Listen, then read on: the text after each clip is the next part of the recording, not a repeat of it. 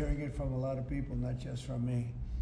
We're doing very well in so many ways. And the gentleman on my right, we recruited him. We tried to get the best person. We got a man that you'll hear in a second has done an amazing job with respect to Social Security. He's running it, and he's running it like nobody ever even dreamt possible. And it's the 90th anniversary right now of Social Security.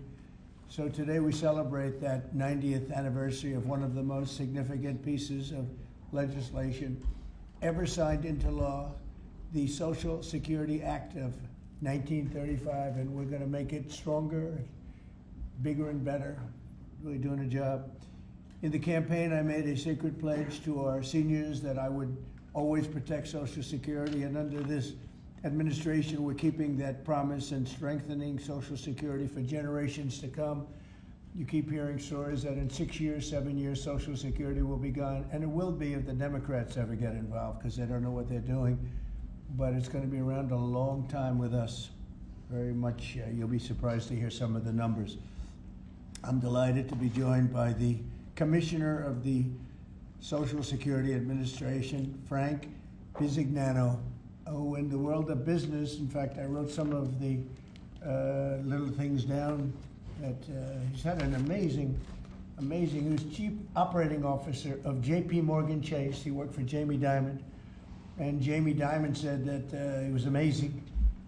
So think of that, Chief Operating Officer, J.P. Morgan Chase, had a storied career. Then he went to First Data. For those in the business, you'd know it's the largest payment company anywhere in the world. And worked for Henry Kravis, and it was in big trouble. He took it over as CEO. He made it incredible. They merged with Fiserv, and he became CEO of that, and that became extremely successful. I was in Milwaukee. I guess they have the Milwaukee Arena, and where we had some good success and some good speeches. But he's a really legendary guy, and he wanted to do this. I mean, he just wanted to straighten out Social Security because he loves our country. And what he's done in a few months is amazing. Almost 60 million American seniors rely on Social Security for peace of mind and a life of dignity and retirement. These Americans paid into the system, and they deserve leaders in Washington who are going to protect the benefits they've had and protect Social Security. Under Biden, Social Security went down like nobody's ever seen it, deteriorated. There's never been anything like it. The 4 years of Biden were very, very destructive. It couldn't have gone on much longer. Social Security was going to be destroyed. It was being destroyed. The average call wait time reached an all-time high of more than 42 minutes. Field office wait times were at 32 minutes, which is unheard of, and the disability claims backlog was the longest ever in recorded history. In other words, it was run just like the country was run. It was run really badly. But I'm pleased to report that under our leadership, and Frank in particular, the changes he's made and what he's done is sort of a miracle. Sort of like what happened with the country as a whole. Field office wait times are now down 30% since last year, and it looks like it's going to a total record number. And the record was set in a long time ago when the world was a lot different place. We're gonna beat that record. Call wait times are down 73% while serving twice as many customers per day. The disability claims backlog is down 26%, and seniors now have 24/7 online access to their accounts, which they never had before, whereas under Biden, the website was down 29 hours a week. For maintenance purposes. It was essentially not open very much. They were always maintaining it, but they didn't know what the hell they were doing. They had a person running that had no idea what they were doing. Among my very first acts was to order all government employees to return to the office or be removed from the job, which means our Social Security offices are now open for full business hours 5 days a week. So unlike being shut down all the time, we're open at record levels also. We're making it really great for the people that want and demand Social Security, and they paid into the system. They deserve it. Last month, I signed one big, beautiful bill and allowed no tax on Social Security for our great seniors, okay? So how's that? Not bad, right? No tax on Social Security for our seniors. And to protect our benefits, we've already kicked nearly 275,000 illegal aliens off of the Social Security system. These are people, many of them have already left the country, and yet we were sending them checks all the time. And 275,000, and that number's now even larger than that, Frank. It's an unbelievable job. And what that's doing is making the system strong. It's making it strong. Biden never kicked anybody off. Everybody joined. And we're carrying out historic deportations to remove many more illegals committing Social Security fraud. It's the Social Security fraud that was taking place at levels that nobody's ever seen. We cleared 12.4 million names listed in the Social Security database over 120 years of age. Think of that. So we had 12.4 million names where they were over 120 years old. Is that right? That's a hell of a statement. I have a feeling, Dan, that's not really gonna, that really didn't happen, did it? So you have 12.4 million names listed in the Social Security database that were over 120 years of age, meaning you were breaking records, because I've never heard of anybody at 125. There were nearly 135,000 people listed who were over 160 years old, and in some cases getting payments. So somebody's getting those payments, and we're after that.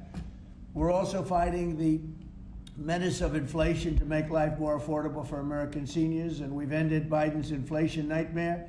So we had the worst inflation in the history of our country, and now our inflation is down to a perfect number, a beautiful number, hardly any at all.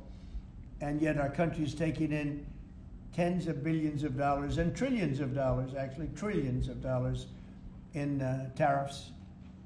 You know all about it. It's been amazing. They say, why are we taking in so much money? Last week they found $29 billion and they couldn't figure out where it came from. I said, check the tariff shelf. And they said, how did you know that's where it came from? We're taking in billions and even trillions of dollars in tariffs, paid by other countries who, frankly, were taking advantage of us for many, many years. And they were doing that to us, but our people didn't know it. We didn't have smart business people. We've ended Biden's inflation nightmare and came in below expectations, and yet, again, this past month, we set records. Gasoline prices are way down, and really dramatically, as everybody knows, and energy prices have been going down, other than in certain states where you have Democrat-run states where they put windmills all over the place. Anytime you see a windmill, you'll say, well, they have bad energy costs, and it's happening in New Jersey. I saw that there's a revolution going on in New Jersey. They closed up a nuclear power plant, and they're raising electricity rates by 21, 22, and 28%, something like that.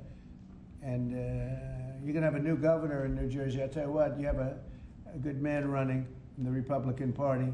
He'll get them down. But what they've done is they've killed so many good sources of energy for very expensive windmills and lots of other things that don't work. 401ks and retirement accounts are soaring, and the stock market is setting record highs. Almost every day we're going record highs, and yet we're taking in hundreds of billions of dollars in tariffs. So it's turned out that Trump was right and they were wrong. A few smart people knew what was going to happen. A few of us were right. So we're going to keep the fighting going. We're going to make America's seniors every single day. We're going to fight for them. We're going to make them richer, better, stronger in so many different ways. But Social Security is like pretty much the one that we think about, and we love it, and we love what's happening with it. And it's going to be good for 90 years and beyond. Again, you were given only a short period of time. Social Security was supposed to be like down. Had they won the election, Social Security would have defaulted during Biden or Kamala's election, whoever they so chose. Two beauties. And now what I'd like to do is ask Frank to say a few words. Again, this is a man with a really storied past. He's one of the most successful anywhere in the world. What he did at J.P. Morgan Chase and what he did for Henry Kravis and all of the others are like legendary stories. And he just wanted to do this. He's making about a tiny fraction, I would say, a tiny fraction of what you used to make. But he didn't care. He wanted to do it. He made a lot of money. And he said, I want to run that system. I want to put it back on track. And he's got an unbelievable talent over there. It's like a different place. So, Frank, would you say a few words, please? Sure. Thank you. There's less than 1% tiny fraction, sir. Is that what it is, less than one? That's a tiny That's fraction. an honor. It's an honor. It is an honor. And I'd like to start off by thanking the President for his tireless effort in running the country, in what he's done across the country, meeting every commitment. And, you know, I see it directly in the big, beautiful bill, the opportunity that it's brought to seniors. But his effort on every commitment, delivering against it, and delivering on world peace tirelessly. I'd like to also thank him for my opportunity. You know, he's teasing me, I'm teasing him about the economics of the job, but the reality is to serve 300 million Americans, which is what Social Security serves, is a tremendous honor. And him putting that faith in me and building what I believe, and I think I have a right to say it, is the best leadership team ever assembled in the White House and in the cabinet. So that's my great honor. So I come here and get the opportunity to serve the American public in a manner that I never imagined in my life. And what we found was the opportunity to fix a foundation. The reality is, people talk about 72 beneficiaries. I talk about over 300 million Americans with a Social Security number that we must protect through the system. And when you look at what we talk about in eliminating Social Security numbers that were live in the system, they could carry fraud through the whole system. So the first thing was root out fraud, waste, and abuse. But while doing it, the best way to be more efficient is provide more accurate payments and better service. And you heard the numbers. I think the most staggering number is that we had a website that was down 29 hours. This will be a digital-first agency, and we are building my SSA accounts. That's the digital account. And we have a bold goal of 200 million Americans to have a digital SSA account by the end of next year. It will happen. Just like we had a bold goal of single-digit wait time on the calls when they were at 40 minutes. And we did that. This is my 100th day. We did that within 90 days, right? Get the web up and running, bring technology to our field offices, use digital presence to answer and serve the American public. That's the job. When we do all that, then we'll really know the answer to if we have a hole, right?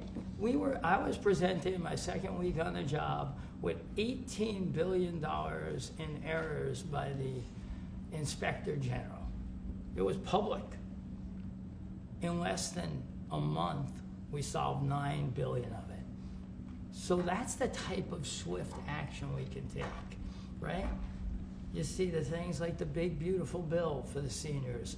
You see better digital services. You see field office wait times down.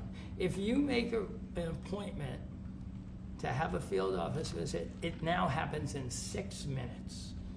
Unprecedented. We are serving more people and delivering more than was ever delivered before in a manner with the highest possible quality, and we've just begun. You should expect this to be a great digital-first agency. My commitment to make this happen is as deep as the President's commitment to make the world a great place. And you see the fabulous job happening here across America and what he's doing in the world. You should expect Social Security, just like the President. I thank him for making America great again. It's happening.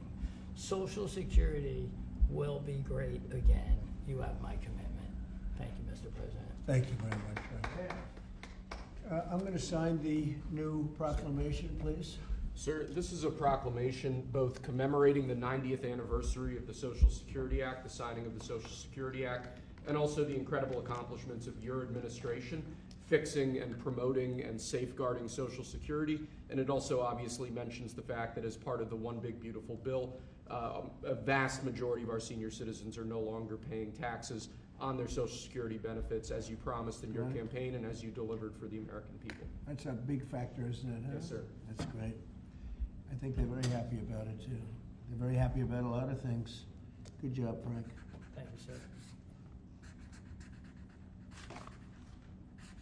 And Frank has brought with him some of the most talented people in business, and that were making, again, they were making a lot of money, but they made a lot of money. They had money they didn't have to make anymore, and they just want to do this. They want to have our country become strong and good, and that's what's happening. And we're doing that in a lot of locations, a lot of areas. You deal with some of the people that are commissioners, that are secretaries of state, of secretaries of treasury and of commerce, people that were really, really successful people, and they gave all that up to make a very small amount of money. They don't even consider it a fraction. You say 1%, less than 1%. That's pretty good. That's a big pay cut. But Frank is one of the most outstanding of all. His career has been incredible, and you just have to look at what happened at J.P. Morgan Chase and look at what happened with First Data. First Data was the biggest company of its kind in the world, but it was not going to make it. He went in, and it became a tremendous success. And merged into another company, and he became the head of that company. Then he said, let me go save Social Security. Because as big as that stuff is, it's small potatoes compared in terms of numbers, right? In terms of numbers, these are big numbers. Government numbers are big numbers. So I want to thank everybody for being here, but I'm really proud of you, Frank. And here's your proclamation, and let's take a look at what that looks like. Signed by the human hand.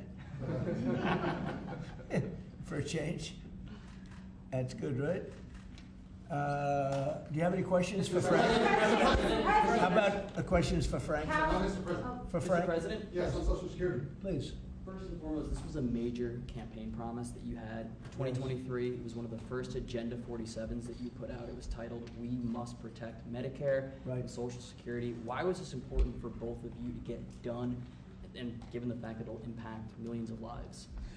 Well, it was very important to me because I knew how Social Security, I've been hearing about it for years, long before I came to office, that it was really going to die very shortly. And I had to put somebody outstanding in, and I was talking to him on a business sense once, and I said, this guy's amazing. And he said, I'd love to help you with Social Security, because it's sort of what he does. You know, he takes troubled entities and turns them around. And he did some of the biggest messes in the world, and Social Security in a certain way, I guess, you reported it all the time. In 4 or 5 years, it's going to go bust, but not anymore, it's not. And he's got it turned around so well. The proclamation helps. All of the things we've done help. And he's finding such tremendous fraud where we have illegal aliens. We have people that don't even exist on Social Security now. They don't exist. And what it does, it makes it totally secure and powerful for the people that are on it and need it. And we're very proud of the job he's done, one of the best. Kara Castro from Lindell TV. How are you today, sir?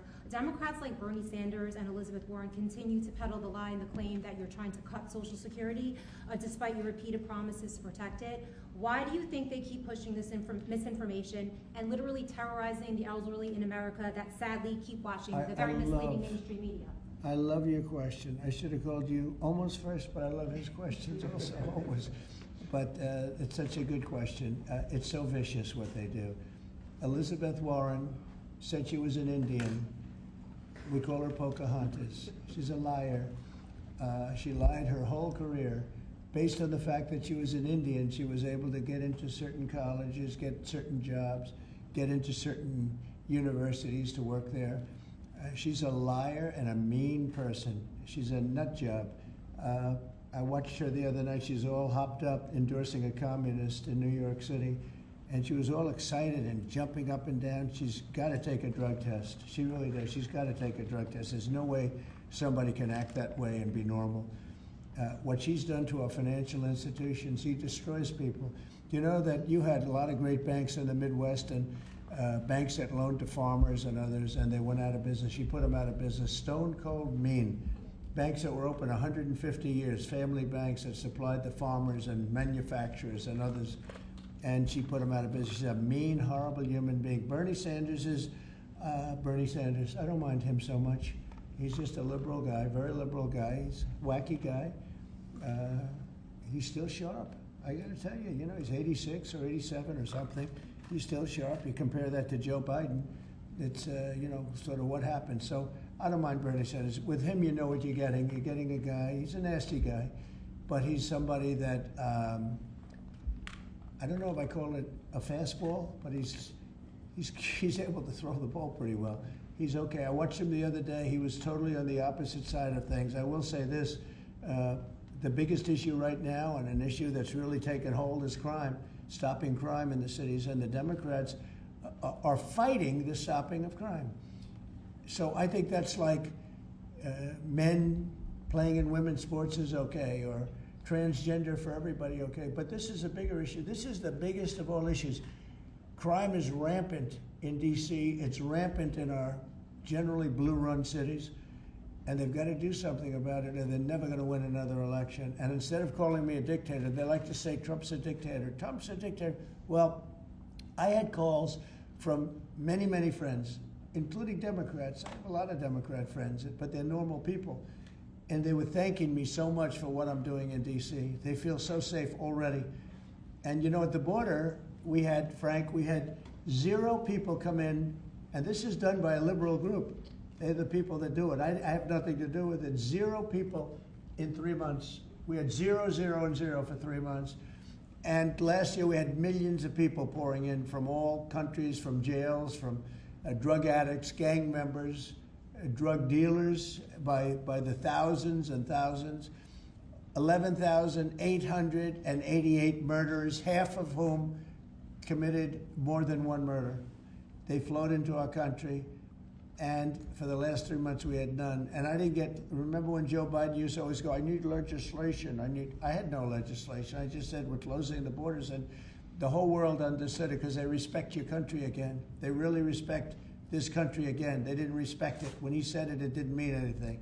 But now they know it meant a lot. And Mexico does what we tell them to do, and Canada does what we tell them to do, because we had the 2 borders. We have the northern border, the southern border, and they were both horrible. But now it's some people say it's a miracle.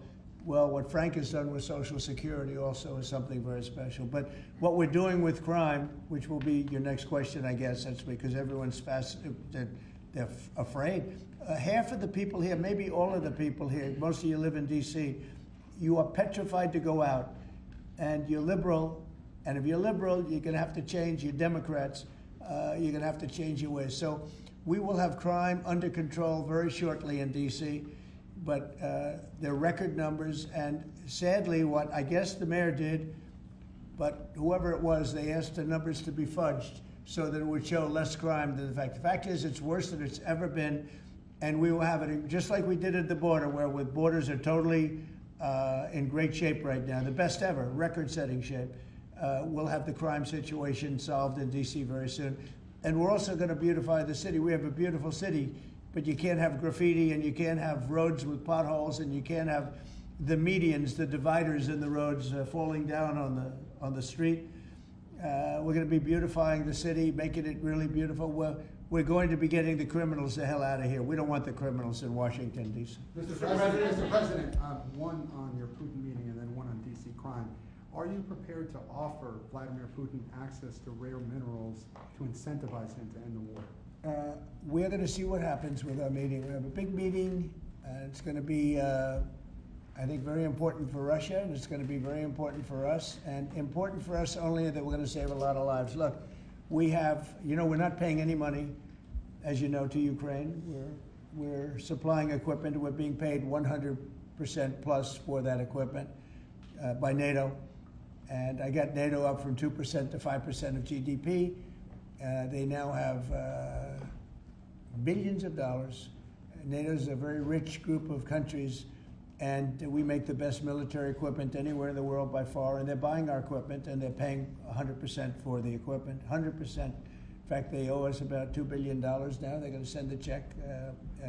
Another one was sent recently for $1 billion. So we're not spending any money anymore. Biden gave them $350 billion, got nothing for it. And if you look, and by the way, we also signed a rare earth deal where we get, years of rare earth to get our money back, the money we spent. But what I'm really doing this for is to save thousands of soldiers a week. You have Russian soldiers, you have Ukrainian soldiers, and then you'll have missiles dropped into various cities and towns in Ukraine. And they're losing last week they lost 7,251 people, mostly soldiers, Russian and Ukrainian soldiers. I'm doing it for that reason. We have a meeting with President Putin tomorrow. I think it's going to be a good meeting, but the more important meeting will be the second meeting that we're having. We're going to have a meeting with President Putin, President Zelensky, myself, and maybe we'll bring some of the European leaders along, maybe not. I don't know that it's going to be very important. We're going to see what happens. And I think President Putin will make peace. I think President Zelensky will make peace. We'll see if they can get along. And if they can, it'll be great. I've solved 6 wars in the last 6 months, a little more than 6 months now, and I'm very proud of it. I thought the easiest one would be this one. It's actually the most difficult. We had one war raging, as you know, for 37 years. One in the Congo with Rwanda was raging for 31 years. We solved 6 of them, made peace, not just solved them, we made peace. If you look at Pakistan and India, planes were being knocked out of the air. 6 or 7 planes came down. They were ready to go. Maybe nuclear, we solved that. I thought this would be maybe an easier one. It never made sense, this war. It would have never happened when I was president. If I were president, this war would have never happened. But millions of people have been killed. And I'm there for one reason, to see if I can solve. This was Biden's war. This isn't my war. I want to see if I can stop the killing. Yeah. Rare earths, do you plan to offer him access to that at all? We have great rare earth. We made that as payment for all of the money that we've spent so foolishly in Ukraine. We spent $350 billion. Now Europe spent $1 billion. That's a lot of money. They spent $100 billion. That's a lot of money, but we shouldn't be spending a lot more money than them, and they understand that. And I think that's maybe why we're not spending money anymore. We're not spending any money. They're paying us for everything. So people are shocked when they hear it. They don't even understand. They don't even write about it.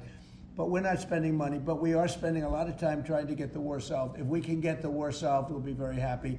As far as rare earth, that's very unimportant relative. I'm trying to save lives. And on DC crime, sir, on DC crime. Do you have a message for the Democrat lawmakers like Nancy Pelosi or media who are saying, after living here for many years, that there is no crime and you're trying to start a new news cycle? It's another reason why the Democrats lost the election in a landslide. They lie. It's just lie. Look, the crime is very bad. I think they'd be much better off saying, we want to help President Trump with the crime because it's an epidemic. It's a tragic situation. It's the worst it's ever been. And we want to help President Trump with the crime, as opposed to, he's a dictator. He's a dictator. People are so happy to see our military going into D.C. and getting these thugs out. As you know, we arrested a lot of people yesterday. We arrested a lot of people today. We're getting people that have arrest records that you wouldn't believe. 28 arrests, 15 arrests, brutal, brutal people. And we're going to have to do something about this cashless bail, because people shoot somebody, they kill somebody, and they're out on the street in less than an hour. Now, that's when it's all started, in New York, in Chicago, Los Angeles. You take a look. If we didn't go to Los Angeles to help this incompetent governor and a mayor that doesn't know what the hell she's doing, if we didn't go to Los Angeles, you wouldn't have a big part of it burned down. The other part of it would have burned down too. You would have not had, I don't think you would have been able to have the Olympics. We have the Olympics. I have a lot at stake with that, because I'm the one that got the Olympics. I got it in my first term, and I was saddened because I got it for what would be my third term, okay, which turned out to be second term. And the Olympics, it's a great honor, but I felt badly because I said I won't be president when the Olympics came. Well, through circumstance, I am president. I want to make sure the Olympics is great, the World Cup is great, and the 250, maybe the most important of all, is the 250-year celebration is great. So what's happening is we will work very hard. You would not have had, I don't believe that if I didn't send in the troops, I don't think you would have had Los Angeles in condition to have the Olympics. I think you would have had to tell them, I'm sorry, you're going to have to go someplace else. And if you look at the police commissioner or the sheriff, he said, we really needed them. Thank God they were here. We really needed them. That was the first 2 or 3 days. After we solved their problems, then he said, well, I think we could have maybe done it. No, he was told what to say. He said, you go back to your files and see what he said. He said, thank goodness they came. If I didn't go and put our military there, or National Guard in that case, and we'll go military if we have to, but the National Guard went there. They were very effective. If we didn't do that, I don't think you would have had the Olympics in Los Angeles. The place would have been just like the 25,000 houses that burned down, where, by the way, the governor ought to focus on getting their permits. You know, the federal permits are given. Those are the hard ones, and they were given a long time ago. People can't rebuild the house because they can't get permits from the state and the city, and they ought to focus on that because it's very upsetting. I went there right after the fires. I walked the streets, and I met a lot of great people. They want to rebuild their homes. We took care of it from the federal standpoint, but they're not taking care of it from the city standpoint, the mayor and the governor. They're not getting their permits. They can't build their houses. Mr. President, on DC crime. Go ahead, please. Mr. President, thank you. Do you think this summit and the incentives for peace you are putting on the table could end up rewarding Putin for his invasion of Ukraine? And what kind of signal do you think that could potentially send to other aggressors? No, I don't think it's a reward. I think that what we have is a situation that should never have started, should have never started. It didn't start under me, and for 4 years it wasn't even discussed. And I could see it was going to happen after I left. I could see what was happening. Everything that we did was wrong. Everything that was done was wrong. Everybody's to blame. Putin's to blame. They're all to blame. This is a war that would have never happened. Mr. President, on DC crime. On DC crime, sir. The other question on LA, Mr. President, earlier today, the Washington DC police chief issued an executive order allowing metropolitan police officers conducting traffic stops to notify federal immigration and customs enforcement about undocumented immigrants that they encounter. Yet the city has a long-standing pro-immigration policy, including allowing non-citizens to vote in local elections. Which is ridiculous. And limiting cooperation with federal immigration agencies. Right. Did your administration pressure the DC police chief to review and repeal these policies? And will you require other cities to roll back similar policies to avoid possible federal takeover of local law enforcement? So what you're saying is that it was a very positive thing. When they stop people, they find they're illegal, they report them, they give them to us, etc. That's a very positive thing. I have heard that. It just happened. That's a great step. That's a great step if they're doing that. Yeah, I think that's going to happen all over the country. We want to stop crime. I think if the Democrats aren't strong on this issue, they won't be able to do it. I think this is a bigger issue than all of the other ridiculous things that they, like open borders. Well, open borders is bad. Open borders has caused a lot of this problem, allowing millions and millions. I think 24 million people were allowed to come into our country. Many of these people from prisons, from jails, from mental institutions. This was the Biden policy. And I don't believe it was him. He was never there before. It was the people that encircled this very beautiful desk, the Resolute desk. Radical left lunatics who were smart, but radical left. And I'm very happy to hear what you just said, because I've heard that. And Mr. President, on LA, if I may, the mother of a 15-year-old California boy who was briefly detained at gunpoint in a case of mistaken identity. The LAUSD superintendent says that surveillance video shows armed agents wearing police and border patrol insignia. Given the National Guard, the Border Control, ICE agents, they're not trained in local policing. What specific steps are you taking to ensure that young people are not put in harm's way with these types of operations? Yeah, what they are trained in is common sense, and they're very tough people. And they have great common sense, and they are highly trained. I heard the mayor of LA was saying, oh, they're not trained this way. I heard this character from where was he from? They talk about him as a candidate. He's got no chance. The governor of Maryland, I watched him this morning saying that the governor of Maryland, yeah, they say maybe he'll be a president. He's not presidential timber at all. But I heard him today talking about how the National Guard or the military is not trained in police, but they're trained in common sense, and they're trained in not allowing people to burn down buildings and bomb buildings and shoot people and all of the things. They've done a great job. Again, if we didn't send them, and very importantly, if we didn't send them into Los Angeles, the rest of Los Angeles would have been burned down to the ground. When you look at Minnesota, Minneapolis, I sent them into Minneapolis because the governor wouldn't make the call. If I didn't do that, you wouldn't have a Minneapolis. It wouldn't be, I don't think it would be existent today. You remember the famous scene burning over the CNN anchor's shoulder? He said, everything seems to be very peaceful. And behind him, the whole city's burning down. So you had the whack job governor who ran for vice president and made a fool out of himself. You would have had, I saved that city, I'll tell you, I saved that city. So the bottom line is these are very tough people that are trained in a thing called common sense, and they're also trained in doing what we're talking about right now. And you watch crime stop, but you wouldn't have Los Angeles, it wouldn't be existent today. We would have had to cancel the Olympics if I let that go on. Mr. President, will you pressure Israel to allow journalists into Gaza to cover the humanitarian efforts the U.S. is pursuing? And I'd like to see that happen, sure. would you pressure? I would like to see it happen. I would be very fine with journalists going in. It's a very dangerous position to be in, as you know, if you're a journalist, but I would like to see it. And on tariffs, Brazil, Mexico, and Latin America are getting closer to China, and they say it's partly because of the tariffs you're imposing those countries. Are you concerned them getting closer to China? No, not at all. I'm not concerned at all. They can do what they want. None of them are doing very well, and what we're doing in terms of economics, we're blowing everyone away, including China. We're doing better than any other country in the world right now. Brazil has been a horrible trading partner in terms of tariffs. As you know, they charge us tremendous tariffs, far, far more than we were charging them. We weren't charging anything, essentially. And Brazil has some very bad laws happening where they took a president and they put him in jail, or they're trying to jail him. And I happen to know the man, and I will tell you, I'm pretty good at people. I think he's an honest man. I think what they've done, this is really a political execution that they're trying to do with Bolsonaro. I think that's terrible. But they also treated us very badly as trading partners for many, many years. One of the worst countries on earth for that.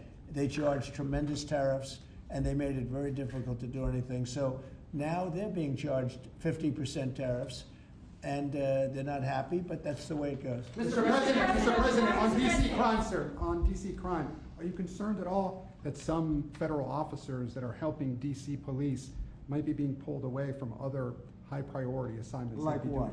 Like what? Terrorism, for example. Oh, really? Terrorism? They'll stop terrorism as part of what they're doing right now. No. The soldiers that we have, first of all, we have plenty of them, long beyond that you have here. We're just using a very small force. You know, in Washington, D.C., they have thousands of police. They have a lot of police, but the police weren't allowed to do their job. We have a lot of great ones, and you have some that weren't so good, to be honest, but they weren't allowed to do their job. But now they are allowed to do their job, and essentially it's only 2 days, but you look at the numbers already, they're dropping, and no, they're not being pulled off for anything. Mr. Mr. President, President, as you know, there were some Gabbard, very concerning reports about crime statistics. Police are manipulating crime data to downplay crime in DC. Will the administration release its own crime statistics to counter their misinformation? And will those individuals who are intentionally misrepresenting crime data and fudging the books, like you said, be penalized for endangering the public? They are under investigation right now. They are giving us phony crime stats, just like they gave other stats in the financial world, but they're phony crime stats. And Washington, D.C. is at its worst point, and it will soon be at its best point. You're going to have a very safe, you're going to have a crime-free city. I mean, I say that. You're going to have virtually a crime-free city. And these are strong men, but the criminals are strong men and women, but they're strong men. And these are people that don't play games. We're not playing games. These are criminals we're dealing with. and they treated people. They took one of the people that worked for us the other day. You saw the beating, the pounding, 10 against 1, and they pounded the hell out of him. He's lucky to be alive. He's barely, almost killed. And we're not going to have that happening, please. Tulsi Gabbard declassified more documents last night related to the Russiagate Good. hoax. She's doing a great job, by the way. That was another fake story. I'm very happy with the job she's doing. That's right. They declassified some terrible documents talking about Democrats and what they did. Yeah. Radical left lunatics. It showed that then DNI James Clapper sent out emails to IC officials saying that it would be a team sport to push then the debunked 2017 ICA report, and that it might need them to compromise on their normal modalities. What's your reaction to the latest declassification, and in your view, sir, what does real accountability look like for the players It's involved? incredible what we're finding. Absolute proof of guilt. And we'll see what happens. But Clapper and Comey and that whole group of criminals, they're criminals. And they made it very tough. You know, they did the fake Russia witch hunt that lasted for 2 years. And I got totally exonerated. There was no doubt about it. They should have done it in 1 day, not 2 years. But it was a whole scheme to try and demean Trump so that I couldn't win an election. That is a criminal group of people. They're sick people, and they're criminals, and they should be taken care of. Mr. President. Does Putin have a strong hand tomorrow? Well, he came to our country, and I heard CNN fake news talking about that was a big win for him. Normally, you would say the opposite, but they said, oh, it's a big win that he came here. Normally, we would say the opposite, he came here. I think that President Putin would like to see a deal. I think if I weren't president, he would take over all of Ukraine. It's a war that should have never happened. Mr. President. If I weren't president, in my opinion, he would much rather take over all of Ukraine. But I am president, and he's not going to mess around with me. Mr. President, on Russia, Mr. President, would you support or agree to reducing NATO troops in Europe, in countries like Poland, in order to get Russia to agree to a peace deal? That hasn't been put before me, and I'll think about that for later, but it has not been put before me. Go ahead. Is anything less than an unconditional and immediate ceasefire a victory for the U.S.? Tomorrow? Yes. Well, tomorrow we'll see. I say, I don't know where that comes from. It's sort of not a good question. I would say that tomorrow, all I want to do is set the table for the next meeting, which should happen shortly. I'd like to see it happen very quickly, very shortly after this meeting. I'd like to see it actually happen maybe in Alaska, where we just stay because it's so much easier. But I think that it's going to be very interesting. We're going to find out where everybody stands, and I'll know within the first 2 minutes, 3 minutes, 4 minutes, or 5 minutes, like we tend to find out, whether or not we're going to have a good meeting or a bad meeting. And if it's a bad meeting, it'll end very quickly. And if it's a good meeting, we're going to end up getting peace in the pretty near future, okay? How about one more? Thank you, Mr. President. On the Smithsonian, I know that your administration is seeking to weed out a lot of this left-wing spin that's in the museums, but we're seeing from people like Brian Stelter or other commentators that they're insinuating that you are trying to change history according to your narrative. What's your response to that, and is there anything you particularly like to do? Well, we want the museums to treat our country fairly. We want the museums to talk about the history of our country in a fair manner, not in a woke manner or in a racist manner, which is what many of them, not all of them, but many of them are doing. Our museums have an obligation to represent what happened in our country over the years, good and bad, but what happened over the years in an accurate way. Thank you very much, everybody. Thank you, press. Thank you, press. Thank you. Thanks, guys. Headed out right here. Thank you, press. Thanks, guys. Head out right this way. Right this way. Thanks, guys. Keep coming. You see the video of the sandwich thrown at the officer? Thanks, guys. Thank you, press. Thank you very much. Thanks, guys. Thank you, press. Let's go. Let's go. Thank you, press. Thank you. Keep coming. Here, Alex, you can go right here. You can go. Okay.